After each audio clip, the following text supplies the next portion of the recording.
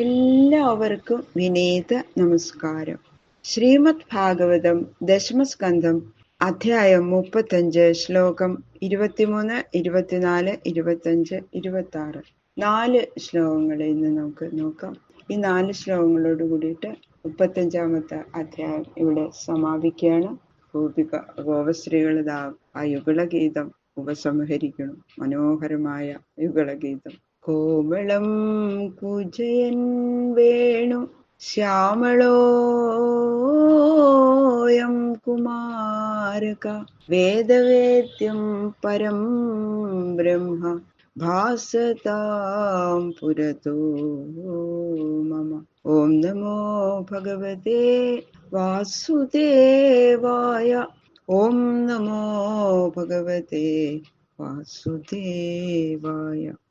ഉത്സവം ശ്രമരുചാവദൃശീനാം ഉന്നയൻ കുരരജച്ഛുരിതസ്രക് ദിൽസയേതി സുഹൃദാശിഷേഷ ദേവകീ ജഠരഭൂ ഉഡുരാജ. വേഗത്തില് കണ്ണനിങ്ങനെ വേഗം ആ ഗോപസ്ത്രീകളെ കണ്ടപ്പോ ഓടി വരികയാണ് അവരുടെ അടുത്തേക്ക്. അപ്പൊ എന്താ, വേഗം നടന്നതുകൊണ്ട് മുഖത്തൊക്കെ ഇങ്ങനെ വിയർപ്പ് കണങ്ങള് പൊതിഞ്ഞിരിക്കണം. പെട്ടെന്ന് അവരുടെ അടുത്തേക്ക് വരണം വെച്ചിട്ടല്ലേ വേഗം നടന്നത്. അപ്പൊ ആ കണ്ണുകൾക്ക് ഇങ്ങനെ അത്യാനന്ദം ഉണ്ടാവണം നമുക്ക്, അല്ലേ? നമുക്ക് എന്തൊരു സന്തോഷം ആ കണ്ണിങ്ങനെ നമ്മളെ കണ്ടപ്പോ ഓടി വരണത് കണ്ടിട്ട്, അല്ലേ സഖി ചോദിക്കാണ്. ആ പശുക്കളുടെ കുളമ്പുകൾ തട്ടി അങ്ങനെ വീണ ആ പൊടികളുണ്ടല്ലോ, അതിങ്ങനെ കണ്ണന്റെ മാലയിൽ ഇങ്ങനെ വ്യാപിച്ചിട്ടുണ്ട്. സുഹൃത്തുക്കളായിട്ടുള്ള നമ്മളുടെ മനോരഥത്തെ സാധിപ്പിക്കേണ്ടതല്ലേ. അതുകൊണ്ട് വ്രജനാഥനായ ദേവകൻ എന്നുകൂടി പേരുള്ള, നന്ദന്റെ ഭാര്യയായ ദേവകി എന്ന് കൂടി പേരുള്ള യശോദയിൽ ജനിച്ചിരിക്കുന്ന ഈ ശ്രീമാനായ കൃഷ്ണചന്ദ്രൻ, നമ്മുടെ കൃഷ്ണചന്ദ്രൻ ഇതാ വരണു നമ്മളെ കണ്ടപ്പോ. എത്ര സന്തോഷായിട്ട് ഇങ്ങനെ പറയാ. എത്ര ഉണ്ട് പുകഴ്ത്തിയാലും മതിയാവണല്ലേ അവർക്ക് കണ്ണന്. കൃഷ്ണചന്ദ്രൻ എന്നാക്കിയപ്പോഴേക്കും യശോദയെ സമാധാനിപ്പിക്കണ ആ ഗോപികള് പറഞ്ഞത് ദേവകീ ജഠരഭൂ എന്ന, അത് അങ്ങനെ ഒരു പദപ്രയോഗം ഉണ്ടല്ലോ. അപ്പൊ അത് യശോദയെ തന്നെ ഉദ്ദേശിച്ചു പറഞ്ഞതാ. കൃഷ്ണന്റെ അമ്മ യശോദയല്ല ദേവകിയാണെന്നുള്ളതൊന്നും അവർക്ക് അറിയില്ല. ദേവകിക്ക് യശോദയോട് പറയാ. അങ്ങനെ അപ്പൊ വേറൊരു പേരും കൂടി യശോദയ്ക്ക് ദേവകി എന്നും കൂടി പേരുണ്ടാവും. ഗോപസ്ത്രീകളെ കണ്ടപ്പോ പതുക്കെ നടന്നിരുന്ന കണ്ണൻ വേഗം നടന്ന് ഓടി, മുഖത്തിങ്ങനെ സുന്ദരമായ പുഞ്ചിരി തൂക്കിക്കൊണ്ട് ഓടി വരണ കണ്ടപ്പോ അവർക്കുണ്ടായ ഒരു സന്തോഷം. അവരിങ്ങനെ കണ്ണനെ തന്നെ ചിന്തിച്ചുകൊണ്ടിരിക്കുകയാണല്ലോ. അതാണ് അവര് പറയണത്. അത്രയും സന്തോഷത്തോട് കൂടിയിട്ട് അങ്ങനെ നിൽക്കുകയാണ് കണ്ണനെ തന്നെ നോക്കിയിട്ട്. മദവിഘൂർണിതലോചനയീശൻ മാനദ സുസുഹൃദാം വനമാലി ബദരപാണ്ഡുവദനോ മൃദുഗണ്ഡം മണ്ഡയൻ കനകകുണ്ഡലലക്ഷ്മ്യാ.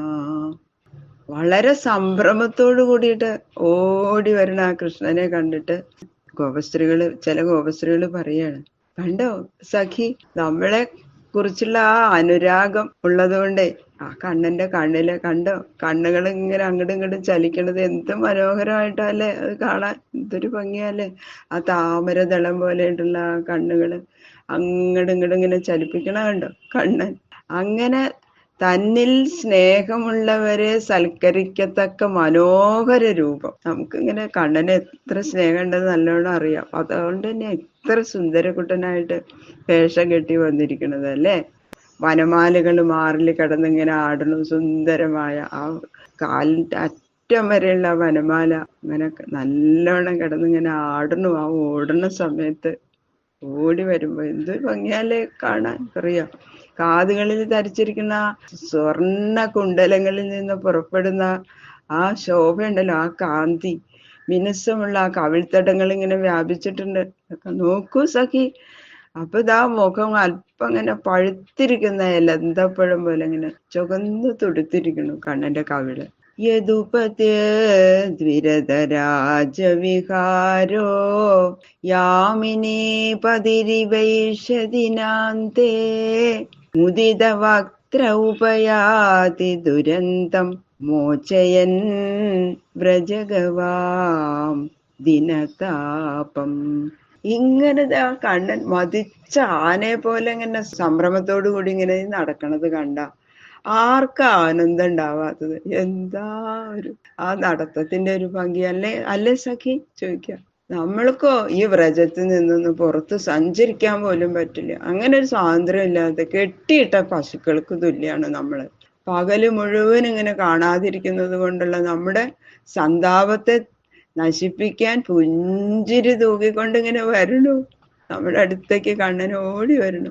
പകല് സമയത്തെ സൂര്യകിരണം കൊണ്ടുണ്ടായ ആ സന്താപത്തെ നശിപ്പിക്കുന്ന ആ സായന്തന ചന്ദ്രനെ പോലെ അങ്ങനെ മുഖം പ്രസന്നായിരിക്കണു കണ്ണന്റെ, അല്ലെ? അങ്ങനെയുള്ള കണ്ണൻ, ആ കൃഷ്ണചന്ദ്രൻ ഇതാ നമ്മളുടെ അടുത്തേക്ക് ഓടി വരണു. അത്ര സന്തോഷായിട്ട് അവര് പറയാ. ശ്രീ ശുഖബ്രഹ്മർഷി പറയണു, ഏവം വ്രജസ്ത്രീയോ രാജൻ കൃഷ്ണലീലാനുഗായതി രേമിരേ അഹസ്സു തച്ചിത്ത തന്മനസ്ക മഹോദയാ. അങ്ങനെതാ ആ ഗോപസ്ത്രീകള് ചെയ്ത ആ ഗാനം അവര് ഉപസംഹരിക്കണം. ശിശുബ്രഹ്മർഷി വരണു പരീക്ഷിത് മഹാരാജാവിനോട്, ഇങ്ങനെ ശ്രീകൃഷ്ണനെ കാണാതിരിക്കുന്ന ആ പകൽ സമയത്തും ഗോപികളുടെ ജീവിതം ശ്രീകൃഷ്ണനെ ഉദ്ദേശിച്ചു തന്നെയായിരുന്നു. അവരുടെ സങ്കല്പവും എല്ലാം കൃഷ്ണനെ തന്നെ. അതുകൊണ്ട് എന്താ, അവർക്ക് സന്തോഷമല്ലാതെ വേറൊന്നുമില്ല. അതിര് കവിഞ്ഞ സന്തോഷം, എപ്പോഴും സന്തോഷം മാത്രം. കൃഷ്ണനെ പറ്റിയിട്ട് മാത്രമേ അവർക്ക് പറയാനുള്ളൂ, ചിന്തിക്കാനുള്ളൂ. ഇങ്ങനെ പകൽ സമയത്തൊക്കെ കൃഷ്ണലീലകൾ കീർത്തനം ചെയ്തുകൊണ്ട് കൃഷ്ണനെ കൂടാതെ അന്യമായിരിക്കുന്ന യാതൊന്നിനെയും അറിയാതെയും വിചാരിക്കാതെയും അവര് ആനന്ദിച്ചു.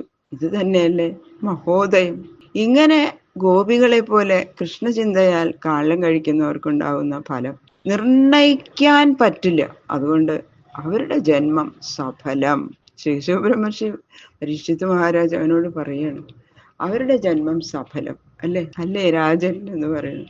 ആ യുഗളഗീതത്തിലെ പ്രഥമ പദ്യം ഭഗവാന്റെ ആ ധ്യാനത്തിന് പറ്റിയതാണ്. പിന്നെ ഉത്തരപദ്യം ആ വേണുഗാന ദിവ്യ മാധുര്യം അതിനെ പ്രകാശിപ്പിക്കുന്നു. ഭക്തിയാകുന്ന ദൃഢരജ്ജുകൊണ്ട്, അതായത് ഭക്തിയാകുന്ന ആ ഉറപ്പുള്ള കയറുകൊണ്ട് ചിത്തത്തെ ഭഗവത് സ്വരൂപത്തിൽ അങ്ങനെ ബന്ധിച്ച് അയച്ചു വിടുക. അങ്ങനെ മുറുക്ക് കെട്ടി ഇങ്ങനെ അല്ല, നല്ല നീളത്തില് അങ്ങനെ കെട്ടിയിട്ട് അങ്ങനെ വിടുക. എന്നിട്ടോ ഭഗവാന്റെ ആ ശ്രീമുഖ ഹസ്ത പാദ വേണുഗാന വിലാസ അഗത്യാദികളെ അതൊക്കെ ചുവക്കൊന്നു തൊടുത്ത ചുണ്ടോട് ചേർത്ത് ഭഗവാന് വേണുഗാനം പൊഴിക്കുന്ന ആ സുന്ദരമായ കൈകളെ കൊണ്ട് ഭഗവാൻ ആ വേണുഗാനം ചെയ്യുന്ന ആ സ്വരൂപത്തെ മനസ്സിലിങ്ങനെ ഭഗവാന്റെ ആ സുന്ദര രൂപം മുഴുവനും ചിത്തത്തിൽ ഇങ്ങനെ ആവാഹിച്ചെടുത്ത് അതങ്ങനെ ധ്യാനിക്കാം. അതിങ്ങനെ സ്ഥിരമായിട്ട് ഓരോ അംഗത്തിലും നമ്മുടെ മനസ്സ് ആ ചിത്തം ഇങ്ങനെ ഉറപ്പിച്ച് ആ ചിത്തസഞ്ചാരത്തിന് വിസ്തൃതമായ സ്ഥലം വേണം, അനുവദിക്കണം. അപ്പൊ എന്താ, അവിടെ എല്ലാം അങ്ങനെ സഞ്ചരിച്ചുകൊണ്ട് അങ്ങനെ സഞ്ചരിക്കും നമ്മുടെ മനസ്സ്, ചിത്തം അങ്ങനെ സഞ്ചരിച്ചു കൊള്ളട്ടെ എന്നാണ് പറയുന്നത് ശ്രീ ശിവബ്രഹ്മർഷി.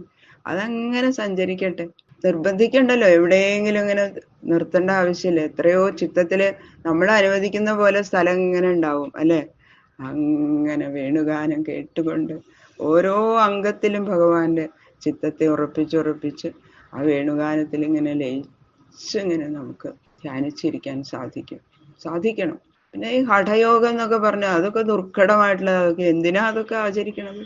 ഭക്തിയോഗം തന്നെ സുഗമം എന്നാണ് ശ്രീ ശുഖബ്രഹ്മർഷി നമുക്ക് വ്യക്തമായിട്ട് പറഞ്ഞു തരുന്നത്. ഇത് ശ്രീമദ്ഭാഗവതേ മഹാപുരാണേ പാരമഹംസ്യാം സംഹിതായാം ദശമസ്കന്ധേ പൂർവാർദ്ധേ ഗോപികായുഗളഗീതം നാമ പഞ്ചത്രിംശോധ്യായ. സർവത്ര ഗോവിന്ദനാമ സങ്കീർത്തനം. ഗോവിന്ദ ഗോവിന്ദ ഗോവിന്ദ.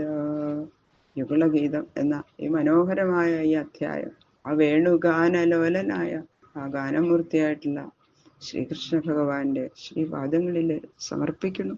കായേന വാചാ മനസേന്ദ്രിയേർവാ ബുദ്ധ്യാത്മനാ വാ പ്രകൃതേ സ്വഭാവാൽ കരോമി യത് സകലം പരസ്മൈ നാരായണായേതി സമർപ്പയാമി. സർവം ശ്രീകൃഷ്ണാർപ്പണമസ്തു.